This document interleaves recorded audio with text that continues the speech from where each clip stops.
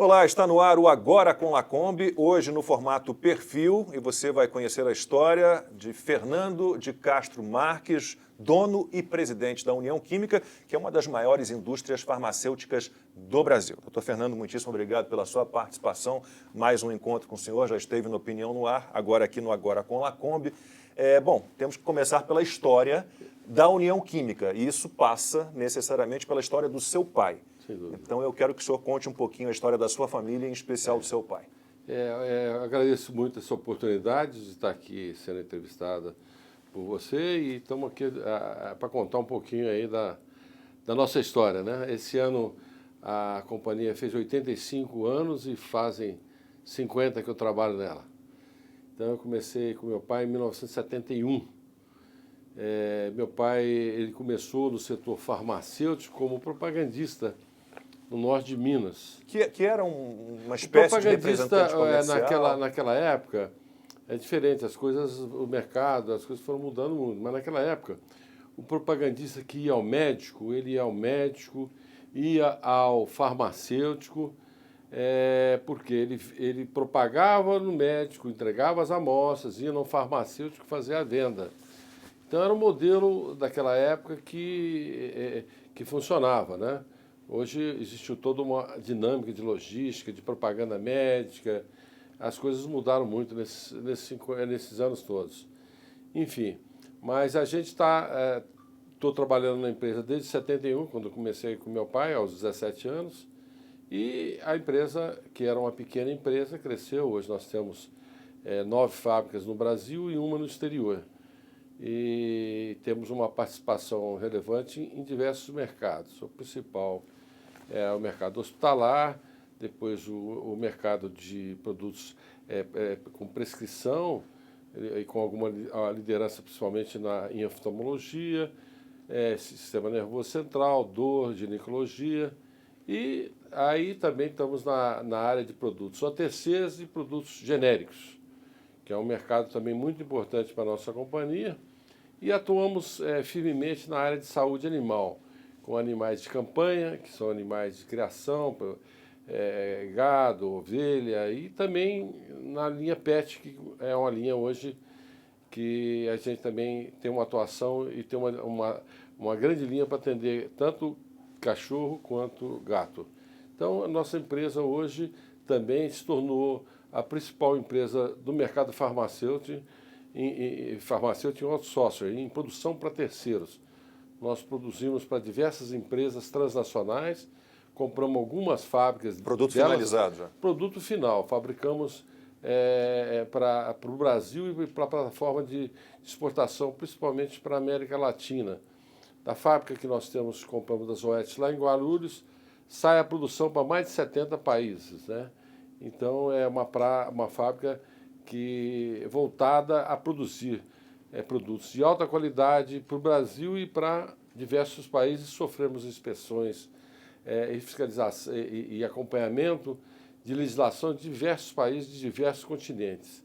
Então, nós tornamos uma empresa também especializada em produzir para terceiro, que isso é uma coisa muito utilizada, principalmente na Europa e também nos Estados Unidos.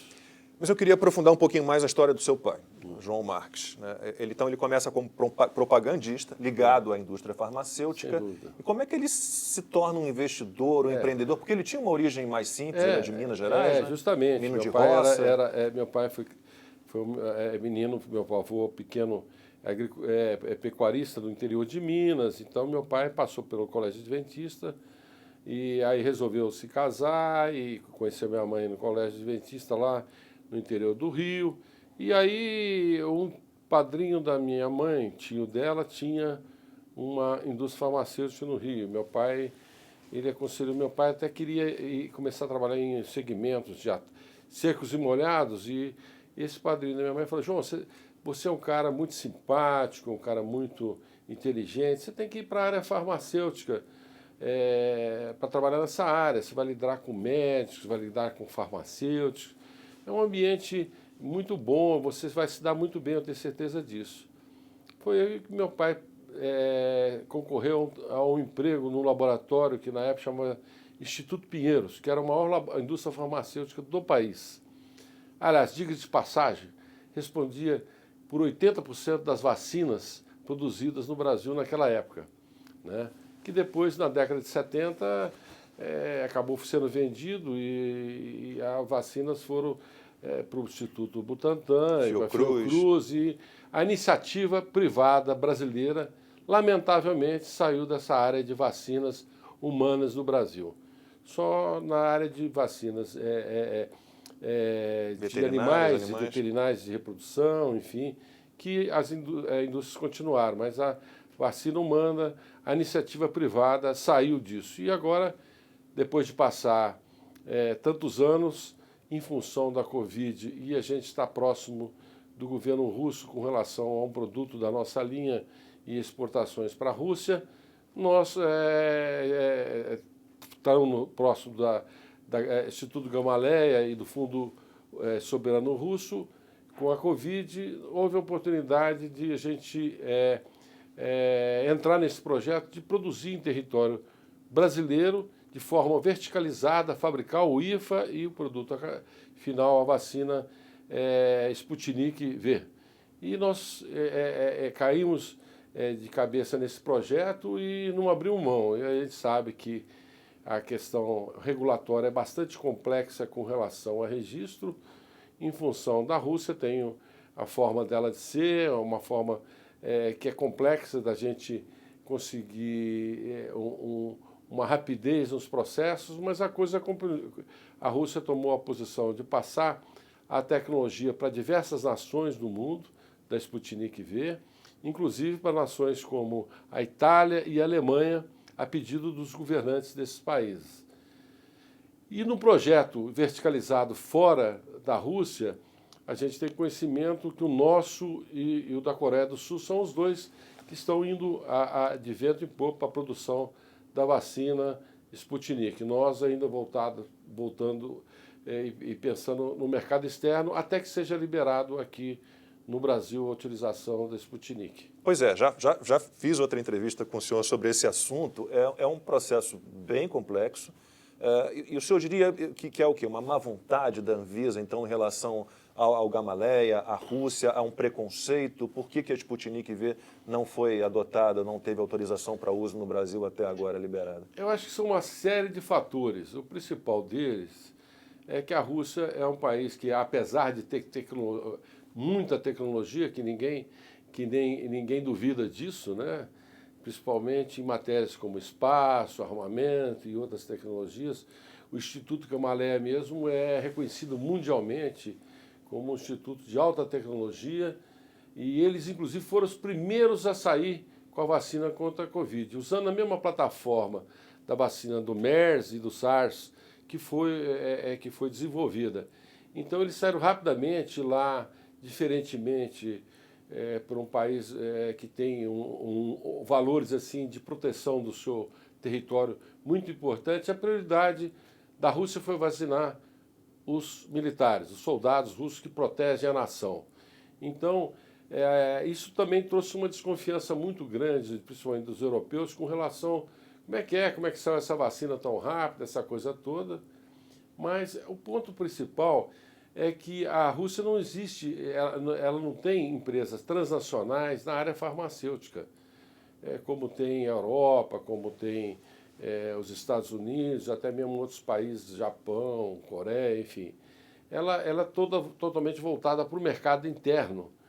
Então, essa questão de tratar com agências reguladoras e de situações reguladoras existe uma complexidade entre o entender deles e as nossas exigências, que são agências de alto nível. E a nossa agência aqui ela é padrão FDA ou padrão IMEA europeu, FDA americano ou IMEA europeu. Então, nós temos esse tempo todo tratando e colaborando em conseguir resolver essa parte regulatória para conseguir a utilização da vacina Sputnik em território brasileiro, uma vez que hoje ela já está em quase 80 países do mundo, inclusive países como Emirados Árabes, como nossa vizinha Kuwait, Argentina. Aqui. Nossa vizinha Argentina aqui foi a vacina mais utilizada lá, foi para 16 milhões de argentinos, né? E que tem uma eficácia excelente, isso que importa, inclusive, sobre essas novas variantes. Quer dizer, é comprovado então a Ômicron, Delta, todas Sem dúvida. essas letras do alfabeto grego que foram utilizadas. A Sputnik, ela é efetiva? Ela é realmente efetiva com relação a essas novas variantes. E a nossa função, eu como empresário, acredito que eu não sou um vendedor de vacina, eu sou um produtor de vacina. E hoje eu sou um licenciado do Fundo Soberano Russo para a produção da vacina russa para o Brasil e para a produção de outros países. Agora, essa questão regulatória, nós continuamos tratando disso. A Rússia também está tratando do registro junto à OMS, que aí, com esse registro lá, acaba entrando dentro do consórcio e aí a vacina teria que estar liberada aqui também. A União Química tem uma fábrica que está especificamente ali encarregada de produzir a Sputnik. Qual é a produção atual? Para que país, então, está indo essa produção? Nós montamos uma fábrica em Brasília há uns anos atrás, aí em 2016, 2017, 2018, uma planta de biotecnologia, com a planta Flex Factory, construída pela GE, de alta tecnologia na área de biotecnologia, para a produção de um produto que era o nosso foco naquela época. E acabamos por comprar uma planta da Eli Lilly Elanco na Geórgia, em Augusta, nos Estados Unidos. E com isso, essa planta, nós ficamos com uma disponibilidade, deixamos ela para desenvolvimento de novos produtos de biotecnologia. Com o advindo da Covid, nós já começamos a fazer as partidas pilotos lá em Brasília, processo de validação, de autorização, que é uma coisa que no Brasil e pelo mundo está na mão de muito pouca gente, ainda mais nessa área de vacinas com recurso de biotecnologia. Então, nós começamos essa operação e também o que nós fizemos? Nós encomendamos linhas de maior capacidade de produção, das quais já recebemos da Sartorius, da Alemanha, e que já foram instaladas. Nossa fábrica de biotecnologia lá em Brasília já foi inspecionada pela Anvisa e aprovado o que eles chamam de CTO, que é um certificado de autorização de funcionamento. E agora o que a gente está tratando é de certificar essa fábrica, faltando ainda poucos documentos, para que ela seja certificada também pela Anvisa. Então, para a produção do Sputnik. Aliás, nós vamos receber, inclusive, agora uma inspeção da Rússia, porque nós vamos ter grande volume para mandar para outros mercados. E, veja, a vacina não é da União Química, a vacina é russa. Só que ela é 100% produzida no território brasileiro por uma indústria brasileira. E o senhor tem um número? Quantas doses estão sendo produzidas ou pretendem produzir? Agora, nessa etapa, a gente vai começar com 5 milhões de doses mês. Mas ao decorrer dos próximos meses, a gente deve passar para 10 milhões à medida que vai ganhando escala a produção. Como é que o senhor avalia toda a politização que a gente tem enfrentado desde o início, desde a chegada do novo coronavírus? E aí não só em relação às vacinas, mas em relação a tratamento, a medicamentos, a lockdown, uso de máscara. Houve uma politização geral e todo mundo acabou se desgarrando um pouco da ciência, do que é correto. Na realidade, é tudo muito novo. Eu acho que a gente tinha pessoas que achavam que essa onda ia ser uma onda curta e uma onda que fosse passageira, enfim. E a verdade é que não existia, quando falam do governo que não tinha vacina, que o governo comprou vacina, não é que não comprou, não tinha vacina. Aliás, diga-se de passagem, quando os advogados da Pfizer foram lá no Palácio do Planalto para vender vacina, eles, nem nos Estados Unidos estava registrada a vacina da Pfizer ainda, que foi só registrada no segundo quinzena de dezembro de 2020. Então, E só começou a se aplicar em agora, em dezembro. agora. Dezembro de 2020, foi 7 de dezembro no Reino Unido, se não me engano, mas aí com a Oxford, né? Da E nos de Estados Oxford, Unidos e depois dos Estados faz. Unidos depois 17 de dezembro. justamente. Então, ainda era. E aí que tá, o outro problema também é que a nossa legislação não permitia que uma indústria forneça qualquer tipo de medicamento ou vacina no país e não seja responsável por aquilo que fabrica. Foi preciso mudar a legislação e assim, para que a responsabilidade da utilização da vacina passe a ser do governo e não do produtor, né? Então, isso foi uma exigência da Pfizer que não assinava contrato se não fosse dessa forma. E com a escassez e a falta da vacina, acabou-se o nosso legislativo aprovando essa alteração para que se fosse comprada a vacina, esse imunizante da Pfizer e passar a aplicar na população brasileira. E, enfim, então isso tudo, houve um atraso. A vacina que o governador de São Paulo passou a importar e importou por conta de risco do governo do estado, né, sem aprovação da Anvisa, acabou sendo aprovada pela Anvisa com uma eficiência de pouco mais de 50%. É o que eu sempre falo, né? Uma vacina cara coroa, né? 50% e outra. Se fosse a efetividade dela fosse 49%, já não era considerado vacina. A Sputnik está acima de 90%. 93%. Então, o governo teve que lançar mão dessa vacina, que é melhor uma com 50% do que nenhuma, porque a doença tomou proporções assim enormes e virou uma coisa, uma tragédia, e com consequências aí em paralisação, fechamento do comércio e empregos indo embora, e as escolas sem as crianças, longe do ensino. Foi muito duro e o governo usou essa vacina até mesmo porque era a que tinha, aliás, e não era do estado de São Paulo. Quem fornece o dinheiro para o Instituto Butantan é o governo federal, com um programa que é garantido em lei, que é do PNI, do Programa Nacional de Imunização. Quer dizer, tanto a Fiocruz quanto o Instituto Butantan, eles recebem recurso do governo federal para a produção de vacina e para a importação de vacina. E o propósito da minha companhia é passar, uma vez que a lei não proíbe, é passar a produzir vacina no Brasil, não só de Covid, como outras vacinas, para uma nação como a nossa, um país continental, de mais de 200 milhões de pessoas, não ter dependência externa de vacina. Não justifica isso. Lá na Europa tem a GSK, tem a Novartis e outras mais produzindo vacina lá. Nos Estados Unidos, a Pfizer, a Moderna, a Janssen. E no Brasil, 2 laboratórios oficiais, sabe, não faz sentido. Eu acho que a iniciativa privada tem que produzir vacina aqui, não tem por que não produzir. E cabe ao governo olhar que isso é uma coisa de interesse nacional, da segurança nacional. Não termos dependência de importação de vacina.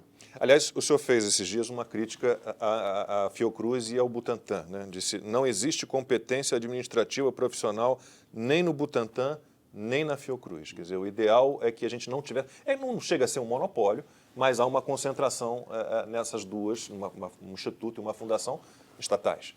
Justamente. E é um modelo que vem acontecendo ao longo desses últimos anos, da Fiocruz e do Butantan. E a modernização do parque, com relação às vacinas mais modernas, não estão sendo produzidas, elas estão sendo importadas. Então, por que não trazer a iniciativa privada para produzir vacina no Brasil? Isso não faz o menor sentido. Nós temos um grande mercado que viabiliza, entendeu? Viabiliza. Mas existe um lobby, existem interesses bloqueando, quer dizer, bloqueando isso, fazendo um desserviço à nossa nação, que não produzir vacina. Alguém que trabalha contra a produção de vacina no Brasil pela iniciativa privada, está prestando um desserviço à nação. Não é um patriota, não é uma pessoa que trabalha contra a nossa nação, contra o nosso país. E a ideia da União Química desde o início foi produzir também aqui os insumos ou importar os insumos da Rússia e produzir? Não, é verticalizada. A nossa produção é verticalizada. A Rússia, ela passou a tecnologia da Sputnik para diversas empresas em diversas partes do mundo como forma de cooperar com o combate dessa pandemia. Então, produção do IFA e o Invase, todo feito em território nacional. É aquilo que eu falo, a minha missão da nossa empresa não é vender vacina, é produzir vacina. Porque tem mercado e a gente tem que estar aí para competir e fornecer a vacina a preço competitivo no mercado brasileiro. Pois é, esse é um dilema que eu imagino que toda indústria farmacêutica deve passar. Eu sou um capitalista antes de tudo, eu sou a favor do lucro, não demonizo o lucro, acho que o lucro é importante. Agora, como é que se decide, por exemplo, a margem de lucro de uma vacina, por exemplo, que é algo importante? Como é que funciona isso numa indústria farmacêutica? Eu acho o seguinte, qualquer coisa que a gente produzir, temos condição de produzir aqui no Brasil, no patamar de competir nos mercados externos. Por isso mesmo eu continuo investindo na Sputnik, porque a doença veio para ficar, a vacina é eficaz e enquanto não liberar aqui, eu vou atender outros mercados. A Sputnik produzida no Brasil vai estar atendendo outros países, outras nações. Eu sei que não é a sua área, a área técnica, né? Só tem um diretor técnico muito bom, também já o entrevistei. Mas qual é a diferença? A gente tem lá a Pfizer com RNA mensageiro, né? Nós temos vários tipos de vacinas, a Sputnik é diferente. A vacina da Pfizer, ela é completamente, Pfizer Biotech, ela é completamente inovadora. A vacina do Adenovírus 26, que é a primeira aplicação da Sputnik, é a mesma da Moderna, é a mesma da Janssen, quer dizer, enfim. Então, já é um outro tipo de adenovírus que já tem conhecimento do funcionamento dele, né? Em relação a efeitos adversos, a Rússia já tem, o Instituto Gamaleya já tem estudos conclusivos? Não existe problema. Tenho familiares que foram para Dubai e tomaram a Sputnik lá e voltaram para o Brasil super satisfeitos, não tiveram efeito colateral. Toda a nossa embaixada em Moscou tomou Sputnik, entendeu? Sem menor problema. Toda a embaixada, a diplomacia russa lá em Brasília tomou Sputnik. E o próprio embaixador Alexei falou, olha, a hora que liberar o da União Química, eu vou tomar. Eu falei, eu também, eu já tive Covid, mas vou tomar Sputnik. E como é que estão as conversas com a Anvisa, então? O que está faltando? Não, acho que o senhor me disse na nossa outra entrevista que os russos não entendiam muito bem algumas solicitações da Anvisa, que pareciam aos russos algo estranho. Nós continuamos trabalhando nesse sentido de resolver problema. O empresário ele tem que arrumar soluções, Então, a área regulatória ela tem que ser respeitada, o pessoal técnico tem que ser respeitado, queremos fazer tudo com toda a segurança, com toda a garantia, e a gente sabe, se existe dificuldade, está existindo, nós temos que superar essas dificuldades para a liberação da Sputnik, que já se tornou uma realidade pelo mundo, e não tem por que não entrar aqui no Brasil a Sputnik. Presidente, empreender no Brasil, e aí independe da área, é muito difícil, né? Há muita burocracia, há muitos obstáculos, regulações, portarias, alvarás. Na sua área, na área farmacêutica, de uma indústria farmacêutica, isso é muito mais pesado. Sem dúvida. Né? Para manter um crescimento no nível em que a União Química está, né? Como é que o senhor lida com tantas dificuldades, com um país tão confuso, tão burocrático, tão complicado? A prova disso a desindustrialização que o Brasil tem tido ao longo desses anos. Eu falo pelo meu setor, evidente, eu poderia falar de outros segmentos. Vamos falar do farmacêutico, que é onde eu tenho é onde eu trabalho, onde eu tenho a minha vida. As indústrias transnacionais não querem abandonar o nosso mercado. Evidente, um mercado de 215 milhões de pessoas, um mercado que com crise ou sem crise vem crescendo, um mercado onde tem um serviço de assistência à população que tem as suas falhas, mas é um gigante chamado SUS, Sistema Único de Saúde, que está presente em todo o território brasileiro, com alguns problemas pontuais, mas é a maior estrutura governamental de assistência à saúde do mundo. Então, eles não querem abandonar o mercado, porém estão abandonando os parques Fabris aqui. É a realidade. Em 2014, comprei a fábrica da Novartis em Taboão da Serra, pega 2 municípios, Taboão e Imbu. Comprei a fábrica e passei a ser produtor da Novartis. Se não fizer isso, se eu não tivesse feito isso, acho que iam fechar, como outras fecharam, né? A planta lá de Guarulhos, que era da Pfizer, a Pfizer foi alocando produção em outras plantas do mundo e deixou aquela planta lá com a Zoetis, que era a divisão veterinária da Pfizer, que fizeram um spin-off e a Zoetis virou uma empresa independente e era muito importante a produção dos produtos da Zoetis naquele site. E só que a Pfizer, o site foi ficando com muita ociosidade porque a produção da Pfizer foi levada para outros países. E por isso que em 2018 comprei a fábrica e continuo fabricando para a Zoetis, os produtos da Zoetis, para outras companhias e passei a alocar produção farmacêutica de produtos nossos e terceiros também dentro daquele site. Mas também tentei comprar outros sites, mas que já tinham vindo determinação dos seus conselhos de fechar, como é o caso do site da Lili ali na Avenida Morumbi, fecharam, como é o caso da Stifel, GSK, lá em Guarulhos. Tentei comprar, mas já tinha ordem do conselho de fechar, fechou. Então, o que a gente tem visto é a paralisação da produção no território brasileiro. Nós viramos um grande mercado e um grande importador de produto farmacêutico, sem estar produzindo no mercado estrangeiro. Então, quando você fala assim, não, olha, vai se colocar uma nova exigência, essa ou aquela exigência, quem traz um produto importado, uma empresa que manda para cá o produto importado, ele pode ter um acréscimo do seu custo lá. Por quê? Ele vai cobrar, vai pôr isso na fatura. Por quê? É para exportação. Então, quem está produzindo aqui, se tiver um acréscimo no seu custo, vai cobrar de quem? Nosso preço é tabelado. O medicamento é tabelado no Brasil. É um dos poucos segmentos, se não for o único, que tem controle de preço no país. Para a gente pensar um pouquinho o que a União Química pretende, né? O senhor já falou um pouquinho dos caminhos que a empresa foi tomando, então tem a área veterinária, tem oftalmologia, biotecnologia.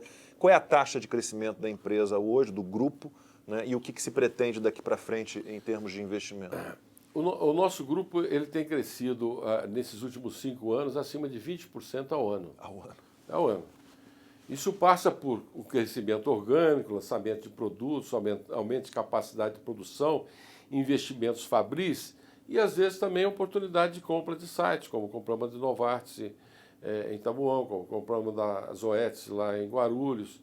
Enfim, então, isso é para segurar o nosso crescimento. Eu acho que, com todas essas dificuldades, a gente que está aqui no Brasil, nós temos que tentar e lutar para diminuir essas dificuldades, para o Brasil ser um país atrativo para que novas companhias também internacionais venham fazer fábrica aqui e não fechar as fábricas que estão aqui.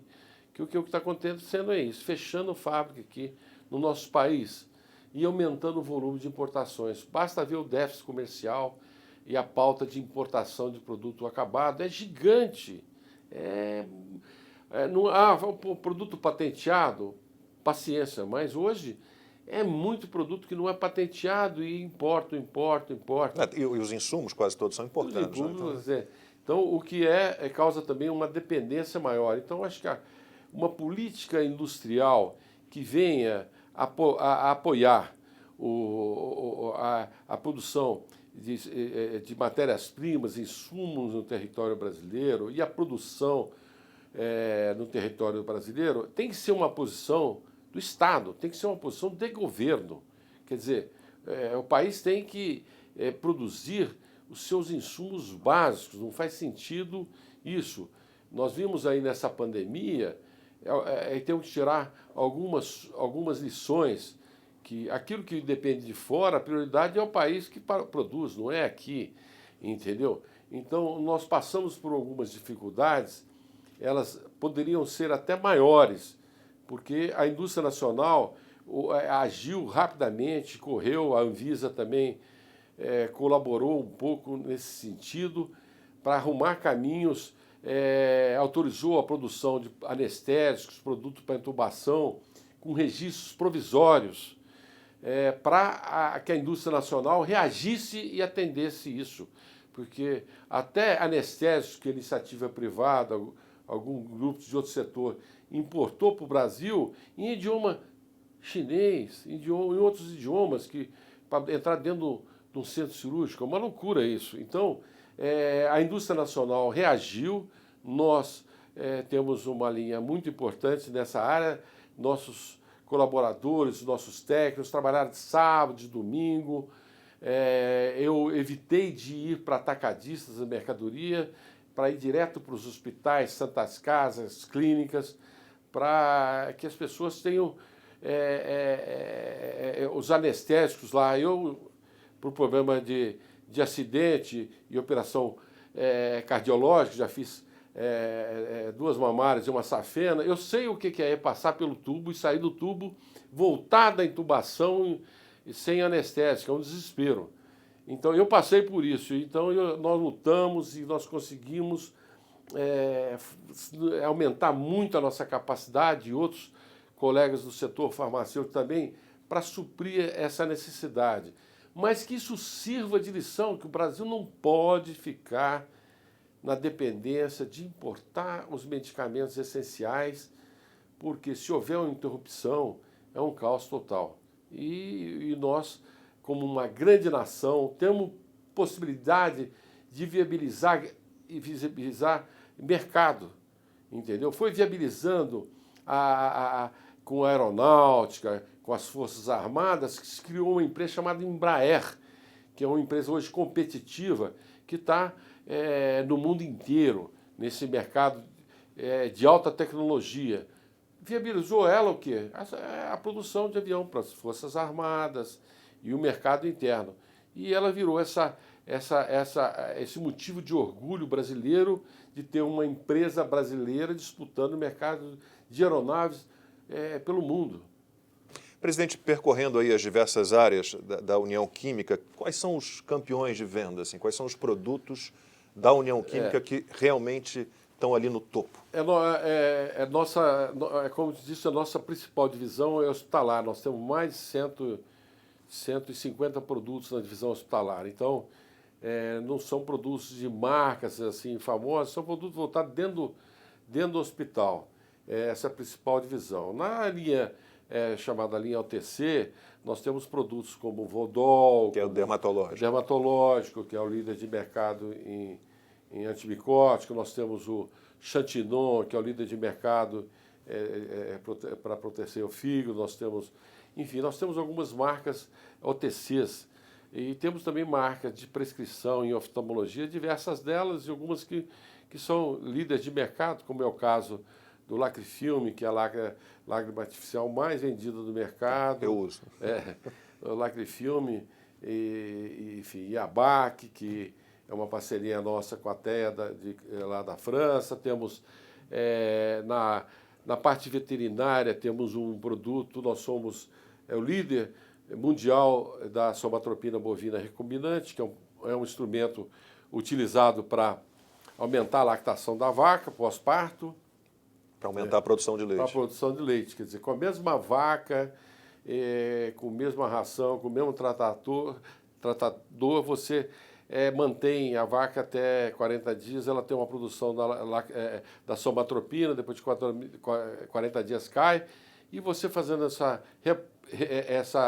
essa utilização da somatropina bovina recombinante, ela vai com a produção leiteira até o final da lactação. Isso representa muito mais leite, com o mesmo rebanho, enfim, e sem menos poluição, menos utilização de ração.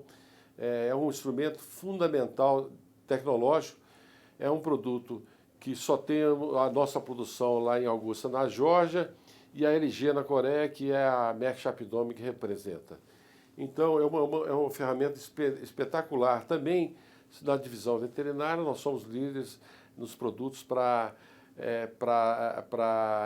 cio a tempo fixo, para fins de inseminação de vacas, novilhas, que recebem transferência de embrião, que inseminam. Isso dá uma estabilidade, uma versatilidade e um ganho de produção muito grande, principalmente nos rebanhos precoce, que hoje é o que se utiliza, para ter um garrote a ponto de abate muito mais novo, com uma eficiência maior. Então nós temos uma linha também muito importante na parte de saúde animal, né? A linha Tecnopec também, que é muito importante. Aí nós também temos a linha de produtos PET, que também tem uma gama de produtos, que é uma linha muito importante. Eu acho que de medicamentos para gato e cachorro, nós temos a maior linha do mercado. E em termos de desenvolvimento de tecnologia, de pesquisas, a empresa, como é que ela trabalha? Ela tem um grupo próprio, ela se associa a universidades, ela importa tecnologia? Nós temos hoje, nessa área de desenvolvimento, entre Brasília e Guarulhos, nós montamos duas áreas na nossa unidade de Brasília e aqui em Guarulhos. Cada uma delas com mais de 250 profissionais trabalhando na área de novos produtos, desenvolvimento de novos produtos. Com viés de inovação tecnológica incremental, não radical, mas incremental principalmente. E também voltado para os mercados externos, que nosso grupo ele hoje pensa em termos globalizados. Quando passamos a produzir produto, não estamos pensando só no Brasil, estamos pensando em outros mercados. E essa questão da tecnologia, então, a mão de obra no Brasil, ela é complicada. A gente sabe que tem muitas áreas que tem vagas, mas não há as pessoas qualificadas, a gente não encontra, né? A gente sabe que a área de pesquisa no Brasil é uma área que tem pouca verba, né? Na área universitária, a verba é pouca. Como é que é muito difícil conseguir profissionais que sejam dessa área? Eu acho que existem bons profissionais, eu acho que as universidades têm formado técnicos aí, pessoas altamente qualificadas, e a gente tem que ter aquele espírito de misturar a pessoa PhD, a pessoa com pessoas mais jovens, que aí vai surgir nas estrelas, entendeu? E outra, também trazer as pessoas que tiveram apoio do governo para estudar fora, bolsistas, trazê-los de volta para o Brasil para trabalhar aqui, né? Então, eu acho que isso é um ponto muito importante, mas para isso o que temos? Temos que ter um emprego de qualidade, temos que ter os equipamentos de ponta nos laboratórios, em quantidade, ter certificações locais e internacionais, para que a gente possa receber as inspeções e visitas, inspeções externas, e ampliar essa parceria de produzir para o Brasil e para o exterior também. Eu estou conversando com o Dr. Fernando de Castro Marques, que é o dono e presidente da União Química, uma das maiores indústrias farmacêuticas do Brasil. Dr. Fernando, toda empresa, né, hoje em dia, ela é praticamente pressionada para isso, mas eu acho interessante, ela tem um lado social, ela tem uma preocupação social sempre. Eu sei que a União Química tem um projeto de reflorestamento, de plantio, né, de árvores nativas e no Brasil inteiro, não só onde tem unidades, né, de industriais. Fale um pouquinho, então, desse projeto de reflorestamento. Esse ano, com os 85 anos da empresa, nós tomamos uma decisão de cair de cabeça, mergulhar num projeto de reflorestamento, de árvores nativas, de plantarmos pelo menos 1 milhão de árvores nos próximos 5 anos. Antes da empresa completar 90 anos, eu quero estar comunicando isso. Isso vai ser acompanhado, vai ser totalmente auditado, porque não é só plantar, é acompanhar o crescimento dessas árvores. Nós vamos começar nas regiões onde nós temos fábrica, como em Brasília, que foi o lançamento nesse sábado, na presença do secretário Sarney lá, Zeca Sarney, e também lá no parque, tivemos esse lançamento desse programa. E vamos plantar aqui em São Paulo, em Minas Gerais e depois em outras cidades do Brasil. Eu acho que se existem pessoas cortando árvores, nós temos que plantarmos árvores e ensinar os nossos filhos a plantar árvores, né? Que se você planta com o seu filho pequeno, a hora que ele vai crescendo, a árvore já está grande, quer dizer. Então, eu acho que isso é uma coisa que vai ser uma coisa educativa que deve contagiar as pessoas em todas as iniciativas possíveis, do comércio, da indústria, do profissional liberal, a plantar árvore. Se estão cortando árvore, vamos plantar árvores do nosso... sabe, árvores não é eucalipto, é árvores nativas. Então, esse é um processo que a gente vai lançar, e lançamos, muito importante, e nós vamos prestar conta trimestralmente onde é que essas árvores estão sendo plantadas, quem está cuidando disso, ou vamos fazer parceria com governos de estado, com prefeituras, com a Secretaria de Meio Ambiente do estado, da prefeitura, com a associação de bairro, com a associação de professores. Nós vamos trabalhar com quem quiser abraçar essa causa de plantar árvores. E vamos plantar árvores e não é uma coisa restrita onde está a nossa fábrica. É no Brasil inteiro. Eu acho que a gente tem que ajudar e difundir isso para que mais pessoas plantem árvores.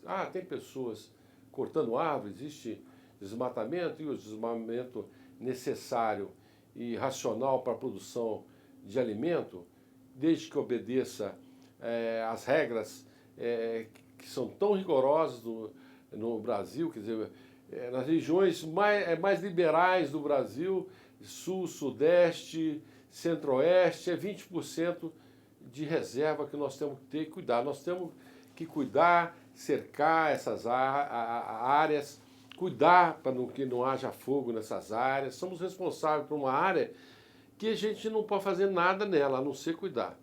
Isso é uma coisa fantástica, que eu acho que o governo brasileiro é o único no mundo que faz isso, mas a gente entende também que existe, às vezes, pessoas que abusam, que em área de mananciais, não se preserva e que fazem coisas erradas. E o que nós temos que fazer? Contribuir para esse equilíbrio, plantando árvores e ajudando a cuidar.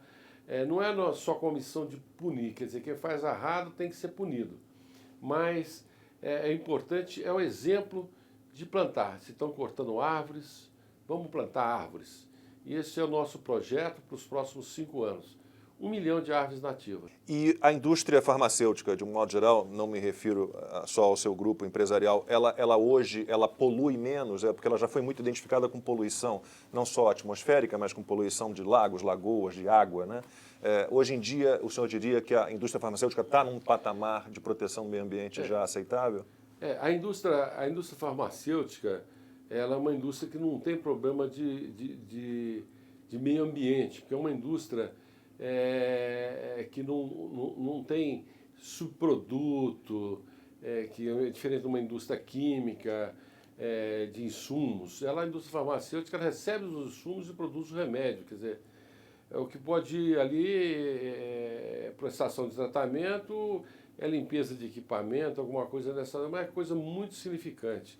Se você observar nos países desenvolvidos, as indústrias farmacêuticas estão em pontos nobres dos países, não estão lá porque elas não têm poluição, não têm fumaça. Mas, não mas tem havia essa imagem de que a indústria farmacêutica mas era poluente. se confunde com indústria química. Não, Uhum. indústria química é uma coisa, a indústria farmacêutica não tem problema de meio ambiente de um modo geral, evidente que tem que ter cuidados e esses cuidados são tomados, até mesmo que a vigilância sanitária em nível municipal, estadual e federal é muito atuante nas regras de inspeção das fábricas, com relação a toda essa parte do GMP, essa parte também que envolve desde a portaria até o produto final, quer dizer, tudo é inspecionado para ter uma certificação de boas práticas na indústria.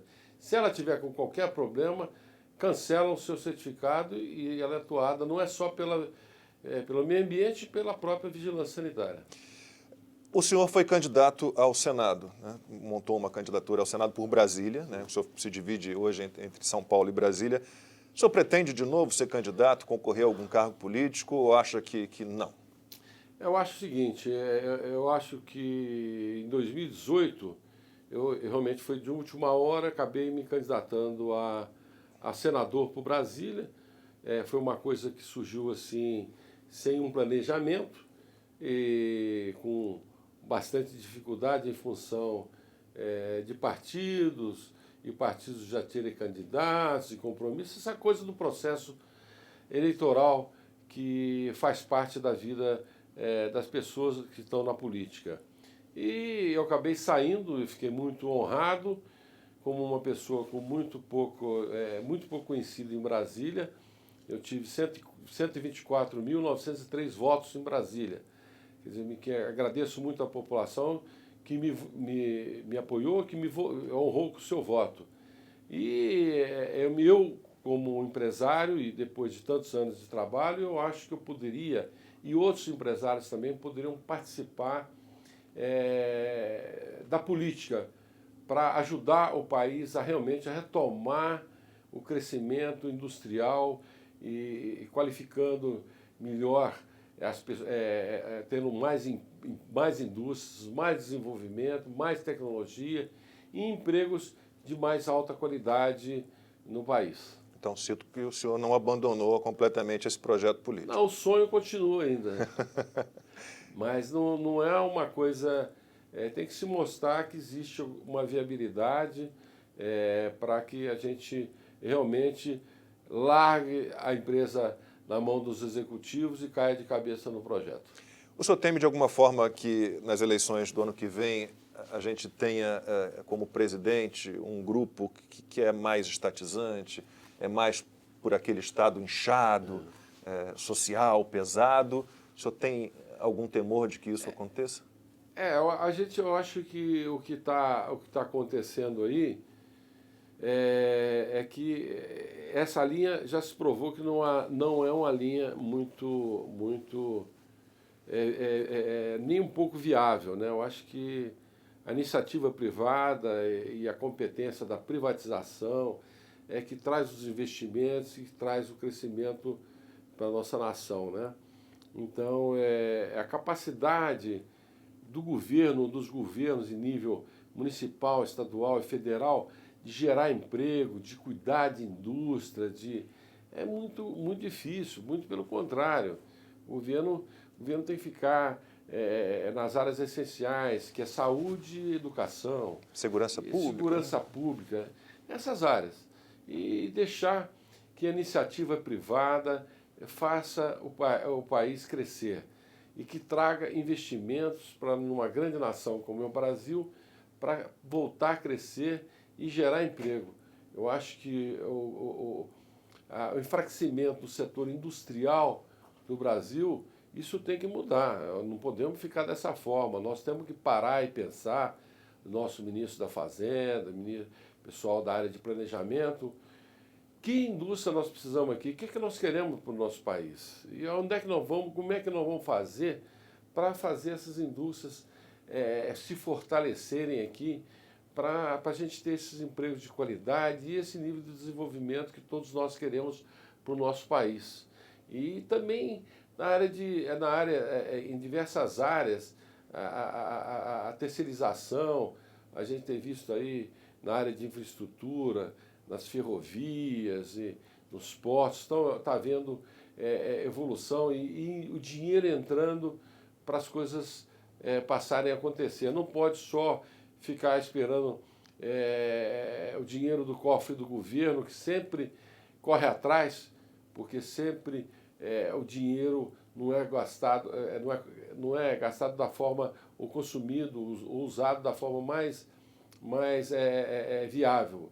Então, acho que a iniciativa privada, sim, ela tem uma visão, ela faz conta e ela faz a coisa acontecer. Então, vamos torcer para que seja esse ou aquele candidato que continue e pense no Brasil que nós queremos para os nossos filhos, que tenha desenvolvimento, que com isso o governo passe a arrecadar mais, para ampliar as rodovias, para fazer mais viadutos, para poder fazer mais escolas, enfim, investir mais no saneamento básico, que é uma coisa essencial, que está muito deficitário no nosso país. Quer dizer, eu acho que nós temos que mudar esse nível de atendimento que nós temos hoje no Brasil. Tomara que a gente consiga. Doutor Fernando, muitíssimo obrigado pela entrevista. Eu que agradeço. Sucesso. Muito obrigado. Tudo de bom. Tudo de bom.